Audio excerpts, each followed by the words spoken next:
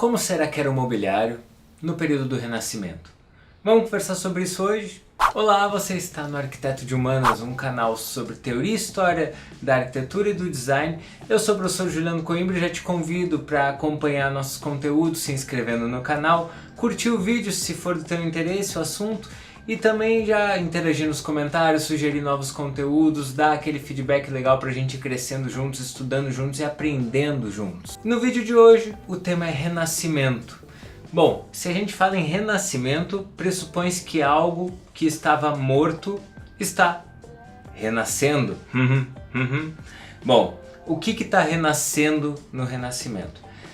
Na realidade, o Renascimento foi um período, que abrangeu diversas manifestações artísticas, não apenas a arquitetura ou o mobiliário, mas as belas artes, as ciências, a filosofia. E o grande resgate que o Renascimento propõe é o do período clássico da Antiguidade, especialmente de Grécia e Roma. O estilo do Renascimento sucede o gótico, que era então o padrão formal do final da Idade Média, e ele apresenta outras características formais. O gótico sempre foi muito marcado pela verticalidade, enquanto o Renascimento vai trazer linhas mais horizontais. O Renascimento é muito conhecido também pela ênfase no humanismo, essa nova visão de mundo que coloca o homem então como referência das coisas, aquela visão mais do homem pecador, do homem menosprezado, que muitas vezes era difundida na Idade Média, dá lugar a um ser humano mais empoderado, mais consciente de si, das suas possibilidades.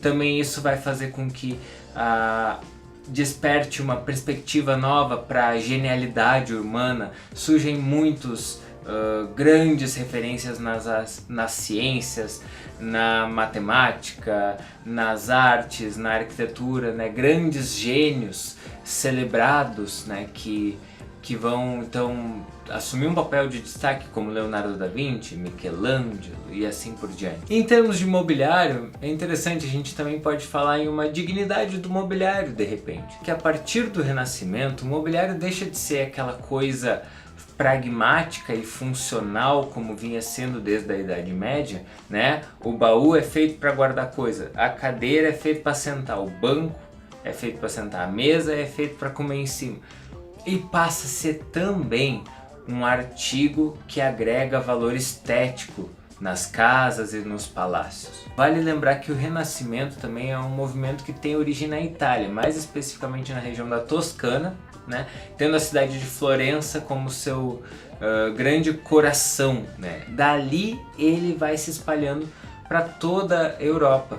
Porém, cada país, cada nação, cada reino, principado, também faz uma interpretação dessa estética do Renascimento com base também na sua herança cultural. Então a gente vai ter diversos renascimentos, diversas formas como isso se deu ao longo do continente europeu no período. Falando em período, nós devemos lembrar que estamos falando principalmente do século XVI, ou seja, os anos 1500 e alguma coisa, para a gente se situar na história. Na Itália, então, onde o Renascimento começa a ganhar força, ali a gente vai ver muitos motivos e ornamentos que são inspirados lá no classicismo romano.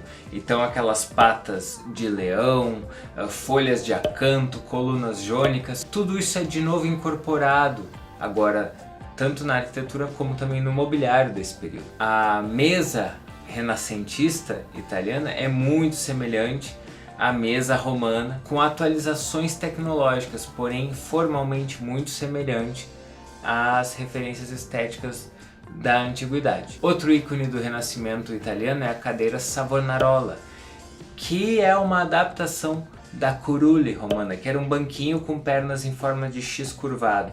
A Savonarola também tem esses pés curvados, parece uma tesoura na sua base, e se tornou então um desenho muito clássico desse período do Renascimento. Muito importante em termos tecnológicos é destacar que na Itália renascentista surge a técnica da intársia, que a gente chama em português de marchetaria. A marchetaria consiste em abrir sulcos na madeira, abrir pedaços na madeira com formão, né, fazer pequenas cavidades onde aquela madeira original, aquela peça original recebe outros tipos de madeira ou até mesmo pedras, outras madeiras de outras tonalidades, de outros desenhos, criando assim um mosaico, um desenho totalmente novo e agregando muito valor estético à peça original. Na França, o Renascimento tomou forma através de dois estilos que foram nomeados conforme os seus reis no período, né?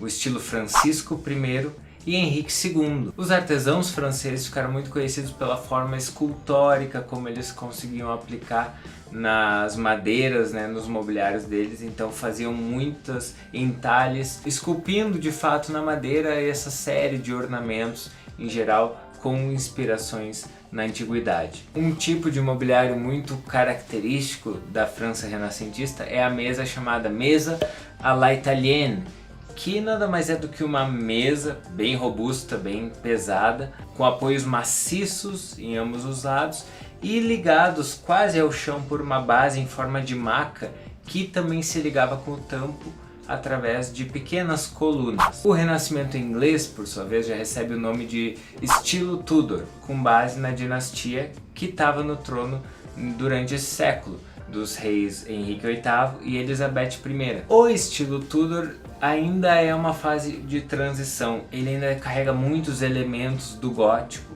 por exemplo. Ele ainda tem muita referência desse período, mas ele já traz algumas inovações também se encaminhando para essa nova tendência do Renascimento. Esse baú Tudor aqui, por exemplo, dá para ver, ele ainda carrega muitos elementos do gótico, né? Então ele não é um móvel por excelência renascentista como os móveis italianos. Mas uma coisa interessante sobre o baú também é perceber que esses dois pezinhos que estão na lateral desse baú aqui que eu estou mostrando, eles já elevam um pouco a caixa do baú do chão. Isso vai fazer com que na evolução dessa tipologia de mobiliário, aos poucos esse pezinho vai se elevando cada vez mais e aos poucos o corpo do baú também vai se elevando cada vez mais. Só que o baú não é uma coisa muito funcional, né? Porque se eu tiver que acessar alguma coisa que está lá no fundo dessa caixa, eu vou ter que tirar tudo que está em cima para meter a mão lá e catar o que eu quero pegar. E isso não é nada prático de fato. Então o que o pessoal vai perceber em algum momento da história do mobiliário, mais para frente, que valeria a pena eu, em vez de abrir uma tampa em cima e meter a mão por cima, eu criar dispositivos que eu possa recolher e acessar aos itens que eu quero em diversos andares, criando assim o que a gente chama de gaveta. Isso a gente vê na própria origem etimológica da palavra, já que em inglês, né, a cômoda, né, o gaveteiro é chamado de chest of drawers, ou seja, um baú de gavetas. Então fica aqui a curiosidade, o baú é o móvel que origina a cômoda. E no norte da Europa, o Renascimento na Alemanha, especialmente na região de Augsburg e Nuremberg, é muito conhecido pela grande habilidade dos seus artesãos, né, que ficaram conhecidos como artesãos arquitetos, né, os alemães. Por quê? Porque eles faziam muitas referências a ornamentos arquitetônicos na escala do mobiliário. Então olhar um móvel de frente era quase como olhar a fachada de um palácio renascentista, porque as colunas, os frontões, as cornijas, todos os elementos de uma organização de fachada arquitetônica eram reproduzidos em um armário, eram reproduzidos em um gabinete, eram aplicados na fachada daquele mobiliário que virava praticamente uma mini arquitetura. Para a Espanha também o Renascimento foi um momento muito importante, né? Vale lembrar que os espanhóis tinham há pouco expulso os muçulmanos, né, os árabes, os mouros que ocupavam a península e reconquistado a sua terra. Além disso, as grandes navegações colocaram eles em contato com todas as riquezas e possibilidades da América, o que trouxe grande prosperidade para a corte espanhola. e consequentemente, né, possibilidade de trazer artistas, artesãos de outros lugares e se deixar influenciar então por essa nova estética do Renascimento. Na Espanha, o Renascimento vai receber o nome dos estilos Carlos V e Filipe II.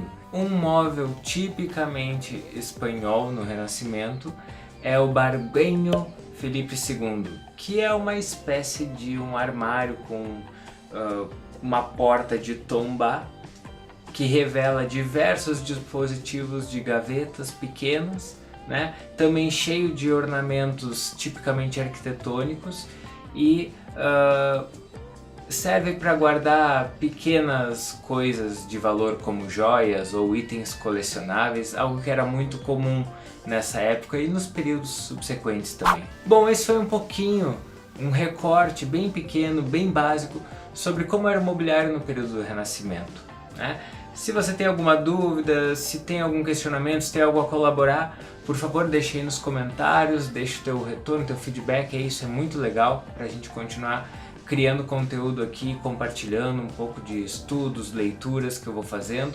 Também não deixa de se inscrever, de curtir o vídeo, compartilhar com outras pessoas que possam também curtir esse tipo de conteúdo. A bibliografia que é base para esse vídeo está aqui disponível para quem quiser consultar mais, também aqui nos links da descrição.